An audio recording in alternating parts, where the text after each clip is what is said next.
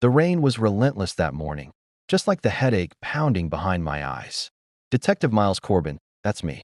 My beat is usually the grimy streets of the city, not the sterile corridors of Blackwood Penitentiary, the most secure prison in the state. But a call had come in, one that couldn't be ignored. An inmate, a high-profile white-collar criminal named Arthur Finch, was found dead in his cell. The official story? A heart attack. But the warden, a man whose face was a permanent mask of unease, thought otherwise. Walking through the main gate of Blackwood was like stepping into another world.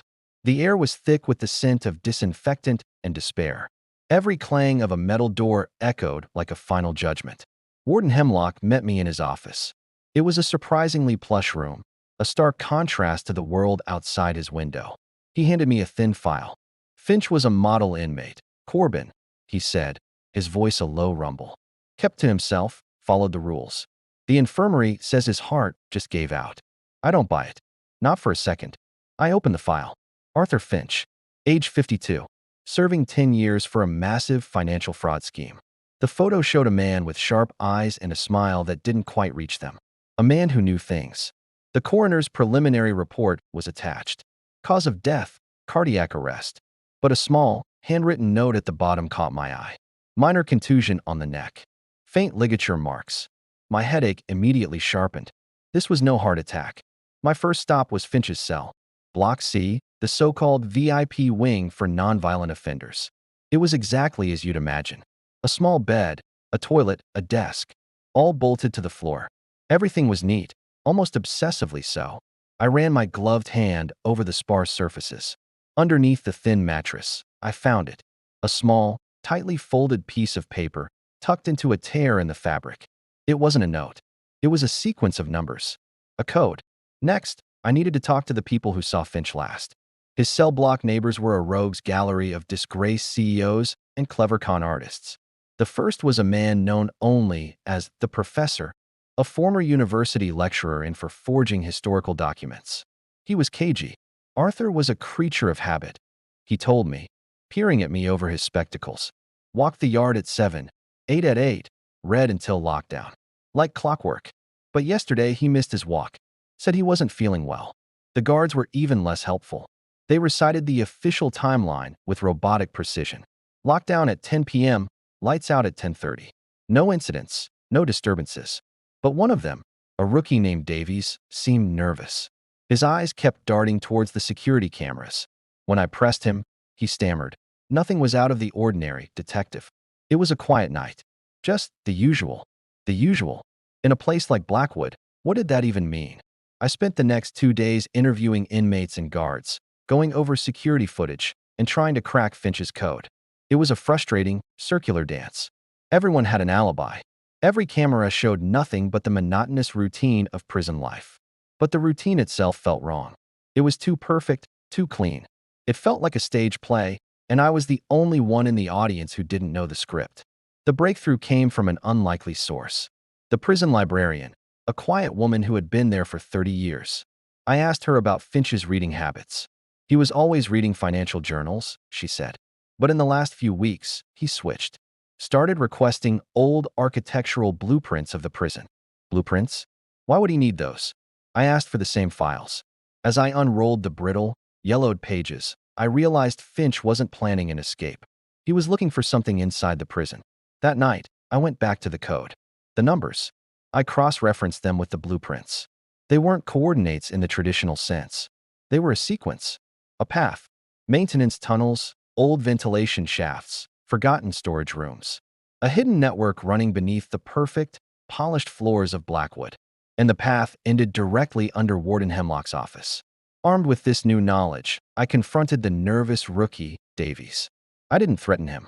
I just laid the blueprint on the table in the interrogation room and pointed to the tunnel system.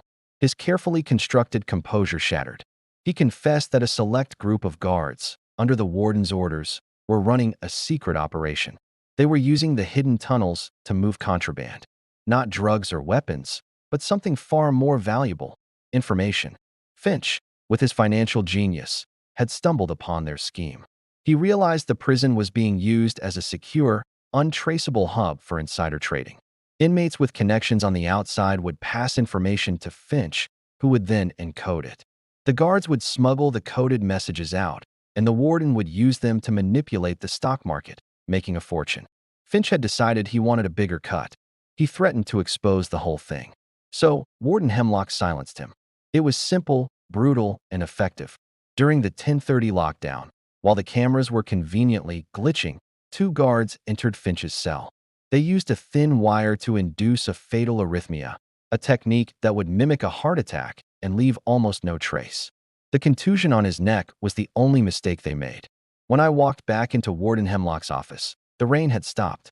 I didn't need to say a word. The look on my face, the blueprint in my hand, it was enough. The mask of unease he always wore was gone, replaced by the cold, hard look of a cornered man. "You have no idea what you've just done, Corbin," he said, his voice flat. But I did. I had pulled back the curtain on the perfect, orderly stage of Blackwood Penitentiary and revealed the rot underneath. The prison was supposed to keep criminals in, but sometimes the biggest criminals are the ones holding the keys. Thanks for watching. If you enjoyed this deep dive into the darkness, don't forget to like, subscribe, and hit that notification bell for more stories from the shadows. See you next time. The basement swallowed sound. This part of the prison didn't belong to routine. It belonged to intent. The corridor stretched longer than it should have. Concrete walls smooth and recently repainted, lit by fluorescent fixtures that hummed with steady power. Lena advanced slowly, flashlight low. Each step felt like a violation. The first door on the left was labeled with a number instead of a name. Room 1. Inside, she found a chair bolted to the floor, restraints fixed to the arms and legs. This wasn't storage. It was processing. Her radio crackled. Static. Then a voice, low and urgent. "Detective Crow, where are you?" She didn't answer, because she already knew they were looking for her. Above ground, Borgo's routine continued. Inmates were locked down early. Guards doubled shifts. The mess hall stayed closed. The prison had learned Lena was asking the wrong questions. And prisons didn't like questions. Room 2 was worse. Cameras lined the ceiling, their lenses dark but unmistakably active. On the far wall, Lena spotted something that made her stomach drop. Next to each time was a cell number. Marcus Hale's cell number was circled in red. Lena took photos, hands shaking just enough to notice. This wasn't random violence. She heard footsteps. Not echoes. Real. Measured. She killed her flashlight and pressed against the wall. Two guards passed the open doorway, talking in low voices. Their footsteps faded. She reached the end of the corridor and found a room larger than the rest. This one had cells. Not bars, glass. Observation cells, soundproofed, reinforced, each one lit from above. He looked up when Lena stepped closer. His eyes widened. Neither was he. Lena crouched near the glass. "What's your name?" The man hesitated, then shook his head. "Names don't work down here." "How long have you been here?" He laughed softly. "Longer than my sentence." Lena felt cold spread through her chest. Before Lena could ask more, alarms blared. Not the general alarm. Internal. The kind that meant breach. Above ground, Warden Ellis stood in the control room, face unreadable as screens flickered. "Lock it down," he said calmly.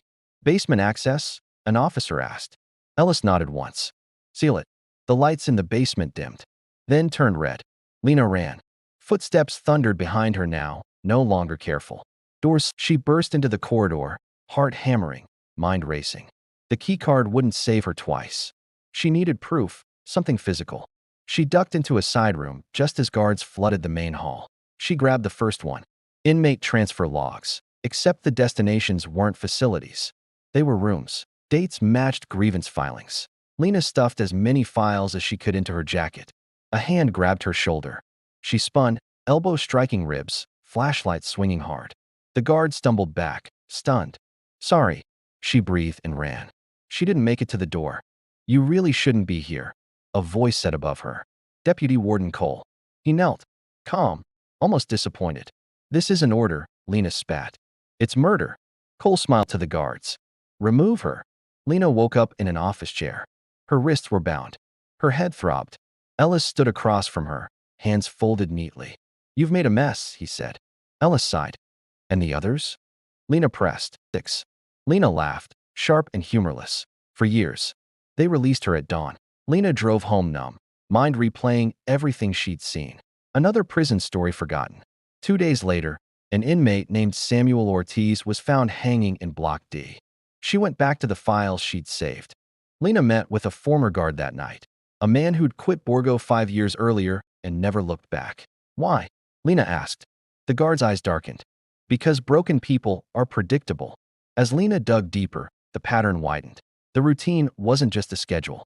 It was camouflage, and Borgo wasn't the only place using it. The call came at midnight.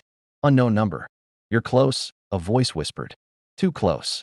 Who is this? Lena demanded. Someone who survived, the voice said. Lena sat in the dark, files spread across her table, heart pounding. It wasn't the violence. It was the system. A system built on routine so rigid it could swallow human lives without anyone noticing. And now that she'd seen it, Borgo wouldn't let her walk away. Because if the daily routine collapsed, the final count at Borgo Prison. The air hangs thick with the scent of disinfectant and despair, a concrete tomb where hope dies. I'm Lena Crow, and my job is to sift through the wreckage of human lives. This time, it's a riot. Or so they called it. The official report reads like a script, a dozen dead, order restored. But the numbers don't add up. Too many bodies, too neat a conclusion. Warden Ellis, a man weathered by years of managing caged rage, looks me in the eye. It was chaos, Crow. A match in a tinderbox. His voice is heavy, but his gaze shifts, just for a second, towards his deputy, Cole. Cole stands with the rigid posture of a man who enjoys his power a little too much. He calls the dead inmates scum, a necessary purge. His words are like ice, and a chill runs down my spine that has nothing to do with the drafty hallways. The surveillance footage is a ghost story told in grainy black and white. Glitches, static, conveniently missing minutes right when the violence peaked. Cole blames old equipment. I call it a cover-up. The bodies were all from C Block, a detail Ellis had conveniently omitted. They weren't random casualties, they were targets. I find Jonah Pike huddled in the infirmary, a man who looks like he's seen a ghost and is terrified he's next.